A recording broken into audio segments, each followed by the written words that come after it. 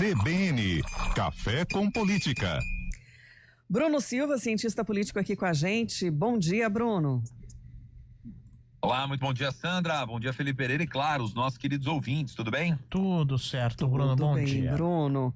Quem não está muito feliz são os gestores, os prefeitos, principalmente dos pequenos municípios, né? As prefeituras estão acendendo um alerta para a crise fiscal que atinge as cidades de pequeno e de médio porte. Um documento enviado ao governador Tarcísio de Freitas pela Associação dos Municípios de Pequeno e Médio Porte, pela Associação também Paulista de Municípios, revela um quadro preocupante, Bruno. 319 municípios arrecadaram menos do que o previsto em 2024 e quase todos, os 645, enfrentam desequilíbrio atual nas contas públicas. Isso porque 57 cidades já ultrapassaram o limite de gastos com pessoal estabelecido pela Lei de Responsabilidade Fiscal, o que na prática trava investimentos e pode levar a sanções legais. O levantamento do Tribunal de Contas do Estado mostra que essa deterioração é rápida. Em 2022 eram apenas 63 cidades com arrecadação abaixo da meta, portanto, número quase 5 vezes maior. E as prefeituras afirmam que o problema vai além da queda de receitas. Os municípios estão arcando com despesas que antes eram responsabilidade do Estado ou da União, como transporte, merenda escolar da rede estadual, demandas da saúde, da educação especial e até áreas novas como bem-estar animal, segurança pública e meio ambiente. Na saúde, para vocês terem uma ideia, o gasto municipal subiu de 25% para 34% do total de despesas públicas nos últimos 20 anos. Em média, as cidades comprometem 23% do orçamento só com o custeio da saúde. Esse é muito acima do mínimo exigido por lei. Um desequilíbrio estrutural, Bruno? Mais que um desequilíbrio estrutural, uma conjunção de fatores que agora começa a bater na porta já nas vésperas das eleições, né? Vamos lembrar que lá atrás, uma das principais figuras do governo do estado de São Paulo, Gilberto Kassab, foi quem foi literalmente caçando, né? O trava-língua aí, né? Foi literalmente caçando prefeitos e filiando eles ali, trazendo, portanto, a uma base de sustentação política mais próximo do governo do estado. E agora está aí, de alguma forma, o pessoal começando a cobrar a fatura do governo do estado. Em que sentido? No sentido de poder estar mais sensível ao repasse dos recursos. Eu já vim falando aqui, ainda ontem, quando a gente estava comentando sobre vários desafios, eu falei mais uma vez, né? Eu disse, olha, cada vez mais os municípios estão tendo ali demandas que eram demandas que até então não existiam. Então é real isso não é vozes da cabeça dos prefeitos, das prefeitas, enfim, isso está acontecendo. Você tem gastos cada vez maiores com saúde, esse é um novo padrão que veio principalmente desde a pandemia para cá. Você tem muitas das vezes também decisões que a justiça ratifica e aí depois fica a custo do município ter que também arcar, por vezes com tratamentos, cirurgias, enfim, e assim por diante. Então, esse é um desafio grande. Saúde é uma das áreas que mais consome, vamos dizer assim, recursos junto também ali com o que você muito bem citou, viu, Sandra? Que é as despesas ali, o custeio para manutenção dos servidores públicos, pagamentos de salário, 13º, férias, enfim, contratação de serviços para poder prover as políticas e assim por diante. E são cidades, gente, que cá entre nós, desde quando nós tivemos o processo, né, de crescimento dos municípios, né, da quantidade de municípios existentes no Brasil, que foi um processo que a Câmara dos Deputados começou lá na década de 80 a intensificar. Para você ter uma ideia, nós tínhamos algo em torno de 3.000 e poucos municípios até a década de 80.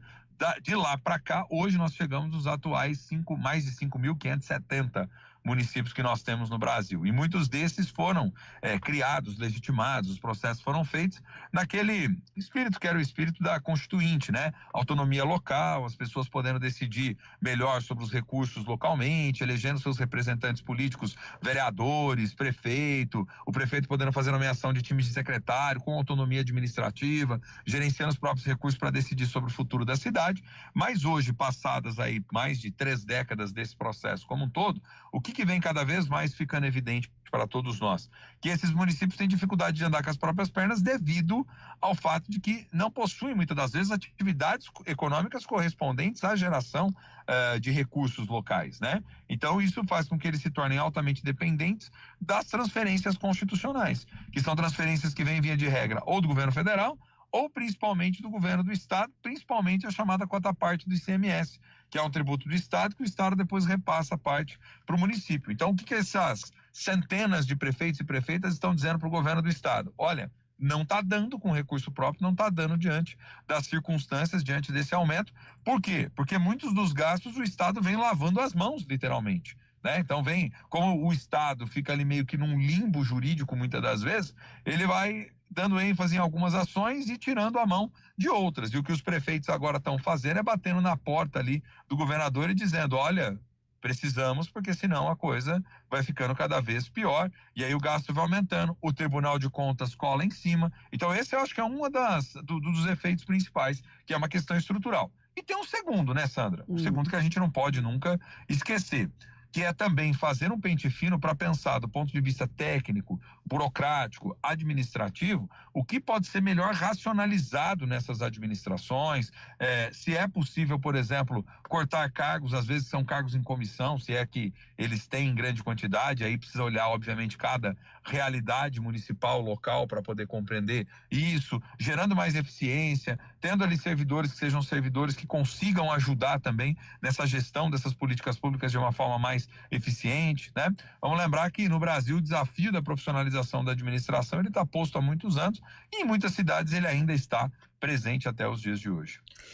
E aí eu fico pensando, pelo jeito é uma dificuldade geral, né? Que a gente citou aqui a questão dos pequenos municípios, né, o Bruno, mas que é algo que já deve entrar na conta, como você disse, né? Desde a pandemia, por exemplo, a questão da saúde, né? Já deve entrar na conta do orçamento e dessa distribuição também, né? De fazer essa contabilidade sem depender cada vez mais, se é que é possível, né? Das verbas do Estado e da União. Há uma pressão muito histórica dos vereadores também, a partir da Frente Nacional dos Prefeitos, das entidades que representam os municípios de pequeno porte e tal. Há uma pressão que ela é muito antiga para poder repensar, inclusive, o próprio Pacto Federativo, né, Sandra? Isso também não é novidade para ninguém. Vamos lembrar que lá atrás, ainda na gestão do ex-presidente Jair Bolsonaro, o Paulo Guedes e ele criaram lá o tal do lema do mais Brasil, menos Brasília. O ouvinte mais atento vai lembrar disso tudo. E eles ficavam falando aos quatro cantos, não, que nós temos que descentralizar as verbas, tem que transferir mais recursos, tem que fazer isso, aquilo, para poder melhorar a vida dos municípios e tal. O fato concreto qual é que é? De fato, você teve um aumento no repasse de verbas nos últimos anos, né? Não é que não teve, você teve repasse no aumento de verbas. Mas se isso é feito sem critério técnico, sem contrapartida, sem projetos bem estruturados, é dinheiro também que vai para o ralo. Porque não se trata pura e simplesmente de você alocar mais recurso na mão dos municípios, sem critérios prévios de controle, inclusive, né? Isso a gente já está vendo sob diversos aspectos. Você vê, por exemplo, nessa lógica maluca que a gente vive hoje nesse federalismo brasileiro, onde você tem, dia sim, dia também, prefeito, secretário, vereador, todo mundo tentando passar o chapéu em Brasília para ver se consegue emendas parlamentares, para ver se aumenta pelo menos um pouco mais o nível de investimento em algumas áreas, em alguns nichos específicos. Então, muitos desses municípios, por exemplo, já meio que contam que algum tipo de emenda virá por parte de parlamentares para poder dar um socorro na saúde, para poder dar um socorro numa infraestrutura, como, por exemplo, num recapeamento asfáltico, né? Então, eles já vão contando com esse dinheiro. E não dá para ser assim em termos de gerenciamento, né? Tem que ter critério técnico, tem que ter estudo prévio, tem que ter os projetos ali muito bem organizados para que esse dinheiro também, esse recurso não se perca. Então, o que eu penso, Sandra? Eu penso que é uma faca de dois gumes mesmo. De um lado, você tem uma questão estrutural que é desafiadora, mas por outro, você tem que também repensar muitas das vezes essa lógica administrativa e a forma como essas prefeituras estão hoje operando para tentar dar uma racionalidade melhor, tentar pensar em projetos e ações mais inovadoras que melhorem, por exemplo, a eficiência arrecadatória. Tem cidades, por exemplo, que até hoje ainda enfrentam muitas dificuldades do ponto de vista de digitalização, de informatização, de pensar políticas públicas com base em evidências, por exemplo, e isso obviamente impacta também na qualidade do gasto público, né? É isso mesmo, né? E saber até quando eles vão conseguir também sustentar alguns serviços básicos, né? De saúde, Sim. educação. E alguns serviços que transporte. deveriam ser bancados pelo próprio Estado, né? Sim. E aí eu pensando aqui, né, o Bruno, o que fazer? Porque a máquina pública não pode parar. Não tem como, né? E a pressão às vezes Felipe, não adianta. E eu vou além, cara. E o que tem de prefeito agora nessa onda, até aproveitando que é o grande assunto das últimas 2 semanas, dessa questão envolvendo, não o Rio de Janeiro em si, mas o grande tema da segurança pública, o que tem de prefeito que é pressionado, porque a responsabilidade cai no colo deles. Tem caído muito mais no colo deles e no colo do governo federal do que no colo dos verdadeiros responsáveis, que são os governadores de estado, para fazer esse gerenciamento das políticas de segurança pública. Então isso me deixa um tanto quanto perplexo, porque, por exemplo, tem um monte de prefeito que saiu aí à tona dizendo, não, agora que o Supremo mudou a função das guardas, nós vamos dar um reforço, então, na questão da segurança, vamos colocar ali a Guarda Civil para poder prover também a segurança, vamos investir em programas, que são os programas de monitoramento, vamos ver o que pode ser feito, sendo que não tem recurso nem para prover o básico daquilo que já é a responsabilidade do próprio município, percebe? Então, acho que esse é um problema grave no Brasil. Um está jogando para o outro, porque sabe que o custo político maior está caindo aonde? Por isso que os prefeitos estão preocupados. Cai geralmente no ator local ou é direcionado ao ator nacional. Quem geralmente se livra disso tudo são os governadores, viu, Felipe? Esses são os que saem mais pela tangente, vamos dizer assim. E a cobrança tem que ser agora mesmo, né, Bruno? Assim, É lógico. É o momento, né, dos municípios. Inclusive, nessa reunião que foi realizada essa semana, que saiu esse documento para ser enviado para o governador e, como você bem disse, tem eleições. Então, aí quem quiser aparecer, quem quiser fazer o agrado, tem que surgir. Vai bater na porta, é o que eu tô falando. Agora vai cobrar a participação aí, né? No apoio, enfim, na construção. Até porque 2026 há um máximo interesse de todos os atores em tentar atrair essas verbas, né?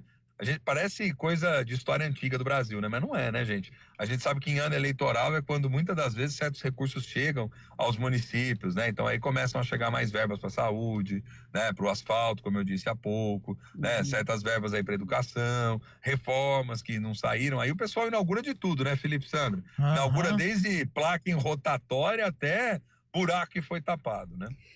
E aí, ao mesmo tempo que teve esse pedido, né, aí teve a comunicação também do governo sobre o repasse do ICMS, né, falando aí do valor, do montante até hoje, né, distribuído para os municípios, agora em torno de 4 bilhões e 300 milhões de reais.